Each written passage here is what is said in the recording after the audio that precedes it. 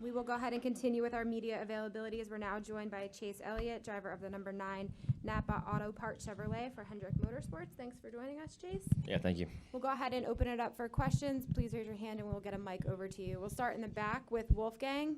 We'll come to Steve and then to Roy. Chase, over here. Chase, I have a technical question. I'm coming over from Europe. This PG1 is a little bit confusing for me. Joey Logano just said a minute ago that it works on different racetracks or speedways differently. Is there information from the Goodyear tire engineers how to adjust the tire with pressure or with camber to have a perfect harmony with the PG1? That's way above me, brother. All I know is it's grippier than the regular asphalt. So figure it out from there, I guess. Have no idea. Sorry. I didn't go to college. We'll go over here to Steve and then up to Roy. Steve Schweitzer with the Lasco Press. Hello. Same subject, hopefully one you can answer. This is the first time using the PJ1 here at Michigan. Yeah. What is your opinion of the traction compound overall, pro or con? Yeah, I mean, I think it's a good thing to be messing with, and I think there's racetracks that really need it. You know, back when we were going really fast here, I think that this was probably a racetrack that really needed it bad. It's so far up the racetrack here, I think everybody is a little concerned it might be a little too far around for the amount of power we have. I feel like that's the big question mark, you know. You're not lifting enough to make up a longer distance. You know, used to RPM would overcome distance if you could move up high enough and get it. Whereas now, you know, we're so close to wide open running the regular groove. I think it's going to be hard. But if, you know, the one thing I think that maybe one thing I don't know, I'm not sure about everybody else, but seems like to me, if there's an advantage in maybe drafting or being to the right side of a car, you know, that might push it up. But just to be running out there by yourself with nobody else around you, I don't think you can go any faster up there, and I think it's too high. We're going to go over here to Roy and then to Vitpal and then over to Woody. Yeah, thank you, Chase. Now, your father won at this track 7 times, I think 4 in a row back in the mid-'80s. What would it mean for you to win at MIS? That'd be great. I haven't won enough to be picky, so anywhere is good for me. Anytime sounds good too. So this is definitely a frustrating place because we've had some really close runs here. So had a couple great opportunities that I pretty much threw in the trash can over there in the corner.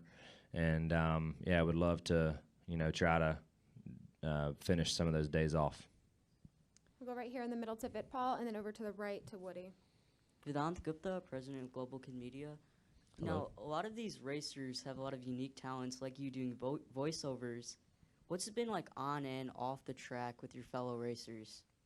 It's we all have I guess obligations and things that we do outside of racing, and then we all have hobbies and things we like to do outside of racing too. So I guess the following of NASCAR and that opens the door to do some of those things like the voiceovers you mentioned. So things like that are cool, and in the right circumstance, it gets you out of the norm, which is sometimes a good thing.